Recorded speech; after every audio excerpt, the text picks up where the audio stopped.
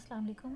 तो आज हम अपना लेक्चर नंबर 1 जो है जिसके हमने पहले डिस्कस किया था कि इसमें जो इंट्रोडक्शन क्या होता है एलिफैटिक हाइड्रोकार्बन्स का, और उसके हमने इंट्रोडक्शन की और कुछ उनकी नोमेनक्लेचर के बारे में बात की थी। तो उसको पहले मैंने आपको सारा एक्सप्लेन कर दिए थे वो चीज़ होती क्या है। अब हम उसकी उन चीज़ों को बुक से रीड करने जा रहे हैं कि बुक पे क्या लिखा हुआ है। ये इस वजह से है ताकि आप सब स्टूडेंट्स जब वो पहली वीडियो देखें तो एक कंसेप्ट मिल जाए। उसके बाद जब रीडिंग करें तो वो कंसेप्ट बुक्स के जितने भी वर्ड टू वर्ड है उसके साथ अलाइन कर जाए। और दूसरा ये कि अगर कोई भी डिफ़िकल्ट चीज़ आ रही है या कोई भी डिफ़िकल्ट टर्म है इस कंसेप्ट में, एक टॉपिक में कोई भी आउट ऑफ द टॉपिक कोई टर्म यूज़ की हुई है, तो मैं भी उसको भी साथ साथ एक्सप्लेन करती जाऊँ। तो सबसे पहले हम स्टार्ट कर रहे हैं एलिफैटिक हाइड्रोकार्बन्स। ये बेसिकली FSC पार्ट 2 का चैप्टर नंबर 8 है। हमने उस दिन हमने बात की थी इससे पहली वीडियो में कि एलिफैटिक हाइड्रोकार्बन्स क्या होते हैं। और एलिफैटिक हाइड्रोकार्बन्स जो होते हैं वो बेसिकली स्ट्रेट चेन हाइड्रोकार्बन्स होते हैं। और हाइड्रोकार्बन्स क्या होते हैं? हाइड्रोजन और कार्बन पे कंसिस्ट करने वाले वो तमाम कंपाउंड्स जो स्ट्रेट चेन में होते हैं, हम उनको एलिफैटिक हाइड्रोकार्बन्स कहते हैं। तो आज हम इस चैप्टर का फर्स्ट लेक्चर स्टार्ट कर रहे हैं। उसकी reading introduction. Hydrocarbons are organic compounds which contain carbon and hydrogen only. Hydrocarbons organic compounds है। organic compounds कौन से होते हैं? जिनमें हाइड्रोजन और कार्बन होता है, सिर्फ हाइड्रोजन और कार्बन होता है। The number of such compounds is very large because of the property of catenation. इनकी बहुत ज़्यादा क्वांटिटी होती है, उसकी वजह क्या है? कैटिनेशन। कैटिनेशन मैंने आपको एक्सप्लेन कर दिया है पहली वीडियो में। तो जिसका मतलब होता है carbon to carbon self linking property of carbon atom की वजह से हाइड्रोकार्बन बहुत ज़्यादा क्वांटिटी में प्रेजेंट है। सेल्फ लिंकिंग का मतलब है कार्बन अपने ही दूसरे कार्बन के साथ बहुत स्ट्रॉन्ग बॉन्ड बना सकता है और बहुत स्टेबल बॉन्ड बना सकता है।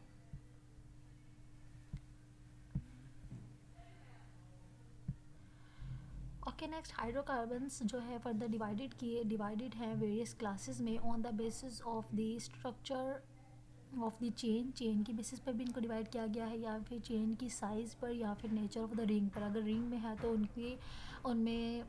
उनकी रिंग की नेचर क्या है, तो उसके बारे में क्लासिफिकेशन है जैसे कि हम डिस्कस कर चुके हैं। ओपन चेन भी होते हैं, या एसाइक्लिक हाइड्रोकार्बन्स होते हैं, या क्लोज चेन या साइक्लिक होते हैं। यानी हाइड्रोकार्बन्स की दो तरह के होते हैं, ओपन चेन और रिंग वाले होते हैं। ठीक है, जो ओपन चेन होते हैं उनमें सैचुरेटेड होते हैं और अनसैचुरेटेड होते हैं। सैचुरेटेड का मतलब जिसमें कार्बन और कार्बन के दरमियान सिंगल बॉन्ड होता है और कार्बन की चारों वैलेंसीज सेटिस्फाइड होती हैं, और फर्दर कार्बन में कोई एडिशन नहीं हो सकती क्योंकि वो कंपाउंड एज होल स्टेबल होता है। अनसैचुरेटेड हाइड्रोकार्बन जो होते हैं वो एल्कीन्स होते हैं और एल्काइंस होते हैं। एल्कीन्स जो होती हैं उनमें कार्बन कार्बन डबल बॉन्ड होता है, एल्काइंस में कार्बन कार्बन ट्रिपल बॉन्ड होता है। तो जो सैचुरेटेड हाइड्रोकार्बन्स होते हैं वो एल्केन्स होते हैं। अनसैचुरेटेड हाइड्रोकार्बन्स में एल्कीन होते हैं जिनमें डबल बॉन्ड होता है, एल्काइन होते हैं जिनमें ट्रिपल बॉन्ड होता है। इनके एग्जांपल में है, सैचुरेटेड हाइड्रोकार्बन के एग्जांपल है मीथेन है, इथेन है। इसी तरह से एल्कीन की एग्जांपल इथीन है और एल्काइन की एग्जांपल इथाइन है, जिनमें टोटल नंबर ऑफ कार्बन 2 हैं और उनके दरमियान ट्रिपल बॉन्ड है। उसके अलावा हाइड्रोकार्बन जो क्लोज होते हैं यानी कि जो रिंग में होते हैं, अब वो दो तरह के हो सकते हैं, या एलिसाइक्लिक होते हैं या एरोमेटिक होते हैं। अच्छा, अब इसमें ये जो सैचुरेटेड हैं, अनसैचुरेटेड है, ओपन चेन है या एसाइक्लिक है, ये सब के सब जो है वो एलिफैटिक हाइड्रोकार्बन्स हैं और इनको आज हम डिस्कस करेंगे।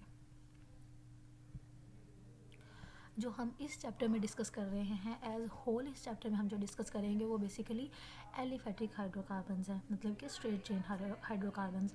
अब एलिसाइक्लिक क्या होते हैं? एलिसाइक्लिक का मतलब होता है साइक्लोएल्केन्स, यानी कि जो एल्केन्स हैं, हमने बात की alkanes carbon carbon single bond होता है, उनमें स्ट्रेट होते हैं तो वो होंगे सैचुरेटेड हाइड्रोकार्बन्स, और सैचुरेटेड हाइड्रोकार्बन्स वो ओपन चेन होंगे। और सैचुरेटेड हाइड्रोकार्बन्स क्लोज्ड भी हो सकते हैं तो उसको हम साइक्लोएल्केन्स बोलेंगे। स्ट्रेट होंगे तो एल्केन सिंबल बोलेंगे, और अगर वो साइकिल में होंगे तो वो साइक्लोएल्केन्स कहलाएंगे। अब ये एलिसाइक्लिक है, मतलब एलिफैटिक कंपाउंड्स है लेकिन साइकिल में है। अब ये एलिफैटिक में एल्केन्स हैं, एल्केन्स जो है वो साइकिल में है, और इनको हम साइक्लोएल्केन्स भी बोलते हैं। जैसे कि साइक्लोहेक्सेन है, 1 2 3 4 5 6 कार्बन है, सबके दरमियान सिंगल बॉन्ड है तो हेक्सेन होगा इसका नोमेनक्लेचर, और जो कि साइकिल में है तो साइक्लो होगा, इस वजह से इसका नाम है साइक्लोहेक्सेन।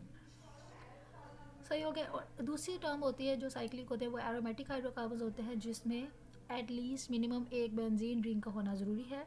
वैसे तो जो एरोमेटिक हाइड्रोकार्बन होते हैं वो हाइड्रोकार्बन ही स्पेसिफिकली होंगे जो एरोमेटिसिटी के रूल्स को फॉलो कर रहे होते हैं।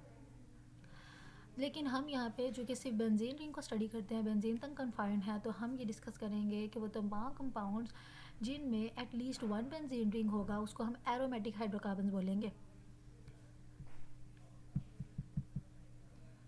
सो नेक्स्ट हम इसको डिस्कस कर लेते हैं। हम यहाँ पे रीडिंग कर लेते हैं कि ओके इसकी डिवीजन को हमने स्टडी कर लिया, आगे पढ़ते हैं। If all the valencies of carbon atoms in a molecule are fully satisfied, means carbon के 4 बॉन्ड्स बने हुए हैं, 4 वैलेंसी उसके सेटिस्फाइड है, and this can not further take up any more hydrogen atoms, then hydrocarbons are termed as saturated hydrocarbons और alkanes. अब alkanes simple saturated hydrocarbon होते हैं, सैचुरेटेड हाइड्रोकार्बन को हम एल्केन्स भी कह सकते हैं। अच्छा, इनमें फर्दर कोई मजीद हाइड्रोजन एटम ऐड नहीं हो सकता। क्यों नहीं हो सकता? क्योंकि उसमें कार्बन कार्बन सिंगल बॉन्ड है, मजीद ऐड करेंगे तो कार्बन को 4 के बजाय 5 बॉन्ड बनाने पड़ेंगे।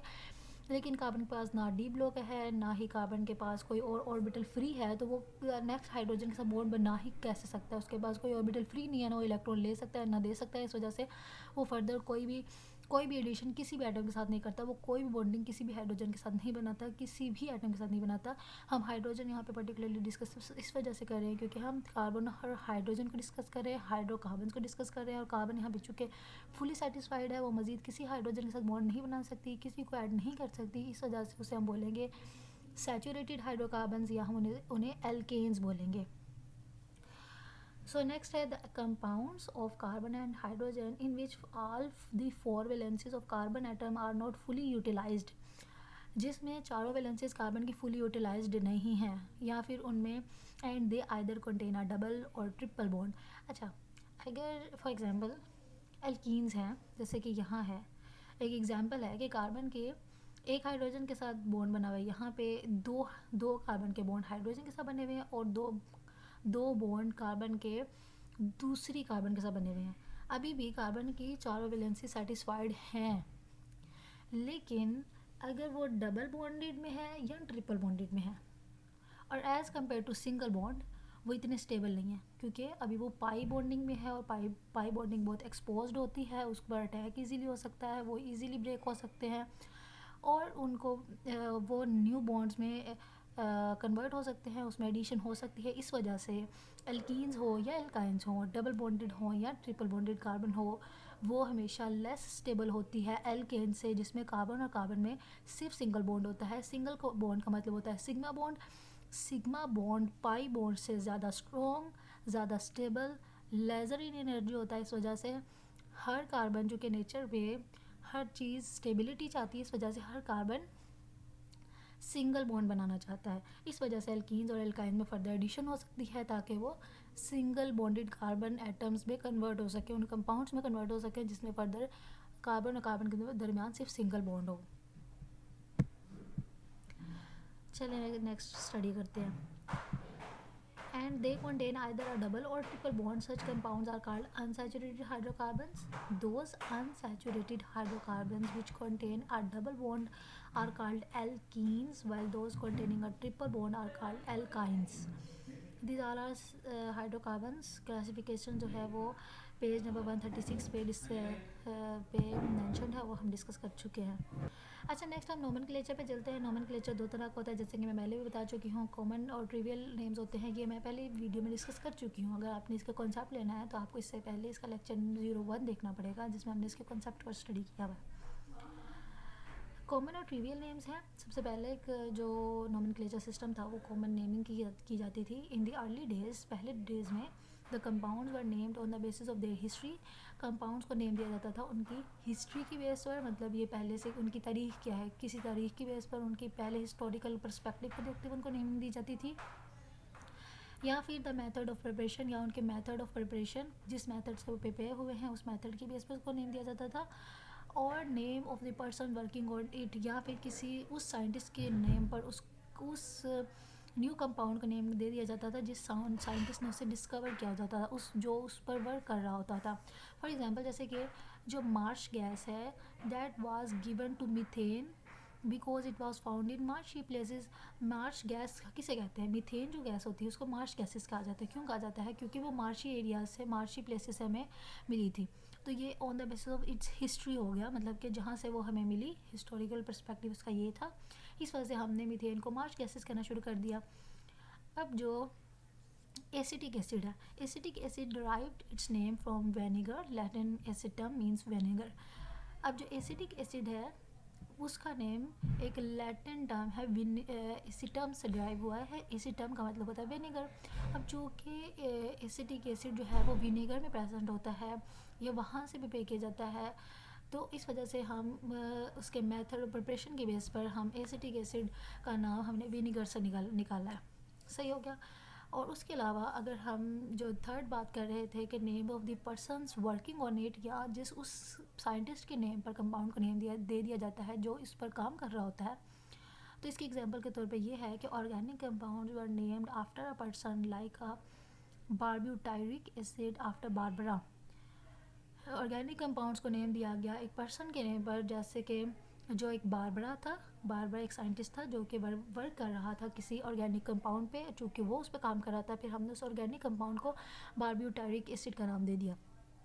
तो इस तरह से हम पहले जो नेमिंग करते थे वो हिस्ट्री की बेस पर, मेथड ऑफ प्रिपरेशन के बेस पर, या साइंटिस्ट के नेम पर उनको नेमिंग किया करते थे। बट सच अ सिस्टम में have a certain charm but is never manageable. ये सिस्टम कभी मैनेजेबल नहीं होता। हाँ, ईजी टू रिमेंबर हो सकता है, उस टाइम पर हमें थोड़ा सा फैसिनेट कर रहा होता है कि हमारे नेम पर कोई ऑर्गेनिक कंपाउंड का नेम है, like that kind of stuff, but that is never manageable.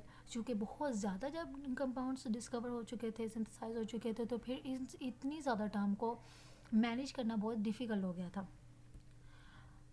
फिर उसके बाद क्या किया गया कि हमने ये किया कि जो एल्केन्स थे, फॉर एल्केन्स विद 5 और more carbon atoms the root word is derived from the Greek और Latin numerals indicating the number of carbon atoms in a molecule, and the name is completed by adding an as a suffix like pentane, hexane, heptane etc. फिर क्या किया, alkanes की naming start कर दी, जैसे methane, ethane, propane है, या pentane है, butane है। तो पहले क्या किया कि 5 या 5 से ज़्यादा वाले जितने भी एल्केन्स थे उन सबको नंबरिंग जो ग्रीक या लैटिन न्यूमरल्स थे उनको यूज़ किया, जैसे पेंट, हेक्स, हेप्ट, इनको यूज़ किया। और एल्केन के एल्क के लास्ट वाले ANE 3 डिजिट्स लिए उसको एज अ सिफिक्स यूज़ करना शुरू कर दिया। तो 5 कार्बन जिनमें थे उनको पेंट, और आखिर पे AN यूज़ किया, एन, पेंटेन। इसी तरह से जो जिनके पास 6 कार्बन थे उनके साथ यूज़ किया हेक्स, और आखिर पे ane, hexane, hept, ane. 7 carbon जिनके पास थे हेप्ट, लास्ट पे एन, हेप्टेन। एन ये रिप्रेजेंट कर रहा है कि ये एल्केन है। एल्केन के लास्ट 3 वर्ड्स को इन्होंने उठाया और उनके नोमेनक्लेचर में यूज़ करना शुरू कर दिया। तो पेंटेन, हेक्सेन, हेप्टेन, अगर 8 होते तो ऑक्टेन, 9 होते थे नॉनेन, 10 होते तो डेकेन, इस तरह से। नेक्स्ट है द कॉमन और trivial names are applicable to all isomers of a given molecular formula. अब देखें जितने भी, फॉर एग्जांपल मेरे पास जैसे ये नीचे एग्जांपल है ब्यूटेन, 1 2 3 4, मैंने कार्बन गिने 4, तो मैंने इसको कहा ब्यूट, और सब में सिंगल बॉन्ड है तो मैंने कहा एन, तो इसका नाम हो गया ब्यूटेन। अब अगर मैं इसको स्टडी करूँ तो देखें इसमें है 1 2 3 4, 1 2 3 4 ब्यूट, 4 का मतलब ब्यूट, और सब में सिंगल बॉन्ड है तो एन, ब्यूटेन। अब ये इसका नाम भी ब्यूटेन है, इसका नाम भी ब्यूटेन है, लेकिन स्ट्रक्चरली ये है आइसोब्यूटेन, और जो ये है एन ब्यूटेन। अब स्ट्रक्चर डिफरेंट है, लेकिन ये हालांकि ये जो है ये इसका आइसोमर है। अभी आप नाम ना देखें क्या है, ये इसका जो है वो आइसोमर, ये एक दूसरे के आइसोमर है। लेकिन स्ट्रक्चर को मैं अगर देखते हुए, मॉलिक्यूलर फार्मूले को देखते हुए इनको जब नेमिंग करूँगी तो इनको मैं डिफरेंट नेम तो नहीं दे सकती।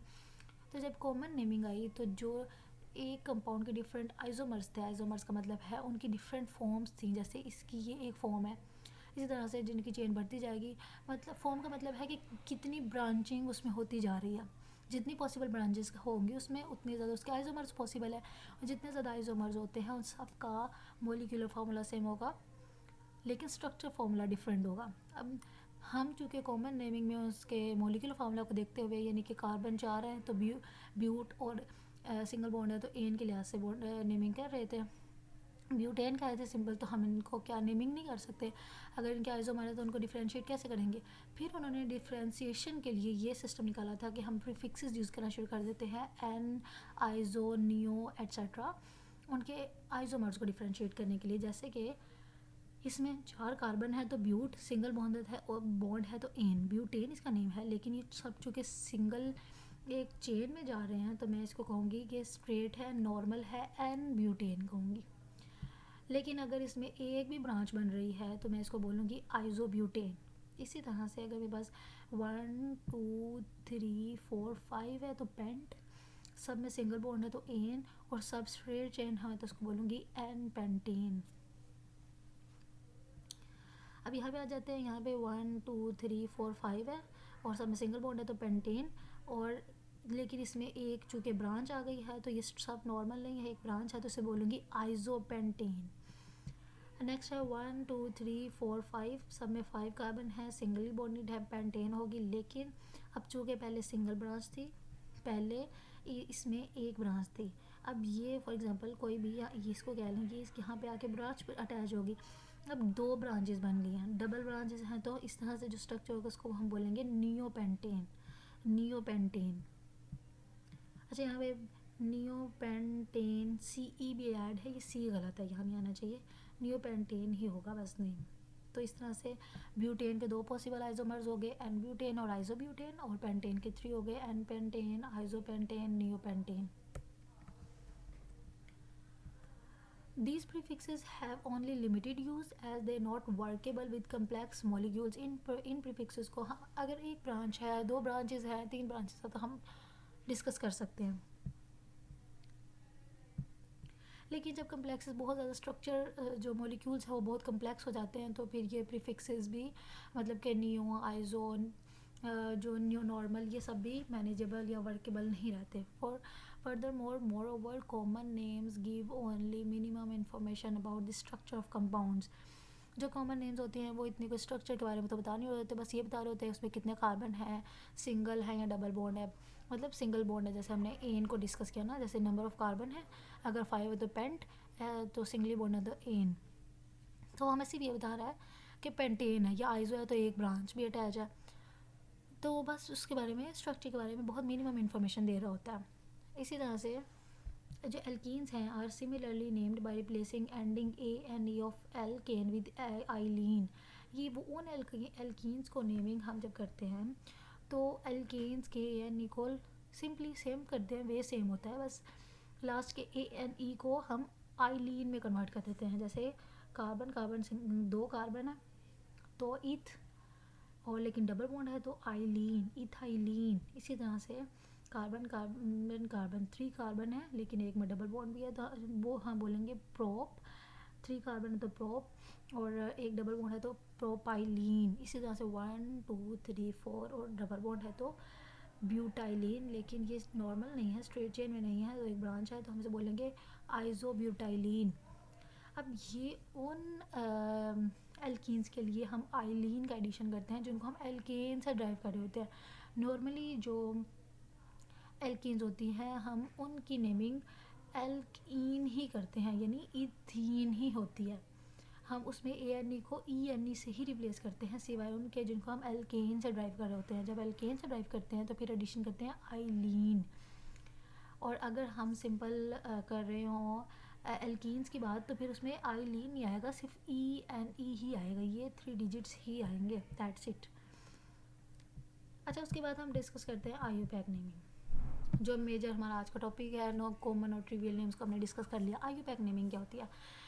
आईयूपैक नेमिंग जब हमें पता चल गया बहुत सारे कम्प्लेक्सेस मौजूद हैं, बहुत सारे कंपाउंड्स डिस्कवर हो चुके हैं और हम उनको कॉमन नेमिंग से डिफ्रेंशिएट नहीं कर सकते, हम उनके स्ट्रक्चर की इन्फॉर्मेशन नहीं ले सकते, उनको हम मैनेज नहीं कर पा रहे, तो फिर हमने एक प्रॉपर एक सिस्टम को जनरेट किया जिसे हम आईयूपैक सिस्टम बोलते हैं, आईयूपैक नेमिंग कहते हैं।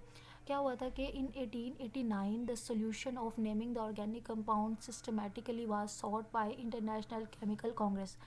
सबसे पहले आईसीसी, इंटरनेशनल केमिकल कांग्रेस, ने 1889 में क्या किया था कि उन्होंने एक सिस्टम बनाया था, उन्होंने एक रिपोर्ट दी थी। A report was accepted in 1892 in Geneva में रिपोर्ट 1892 में एक्सेप्ट हुई थी, वो जो सिस्टम उन्होंने बनाया था उसकी रिपोर्ट, लेकिन but it was found incomplete, लेकिन वो इनकम्प्लीट महसूस हुई। दैन इन 1930s में 1930 में International Union of Chemistry IUCI जिसने गेव आ मॉडिफाइड रिपोर्ट, जिसने ICC की रिपोर्ट को मॉडिफाई किया, which is not referred as a league rules, जिसको लीग रूल बोलते हैं। पहले ICC ने एक रिपोर्ट दी, फिर IUC ने एक रिपोर्ट दी। ICC ने 1889 में दी थी जो कि जिनेवा में एक्सेप्ट हुई थी 1892 में। उसके बाद 1930s में लीग रूल आए थे जो कि IUC ने दिया था। This report was further modified by international Union of pure and applied chemistry IUPAC in the year 1947 में। पहले ICC ने एक रिपोर्ट दी जिसको फर्दर IUC ने मॉडिफाई किया, फिर उस रिपोर्ट को फर्दर IUPAC ने मॉडिफाई किया 1947 में। Since that date the union has issued periodic reports on rules for systematic nomenclature of organic compounds, the most recent of which was published in the year 1979. IUPAC system of nomenclature is based on the following principal rule.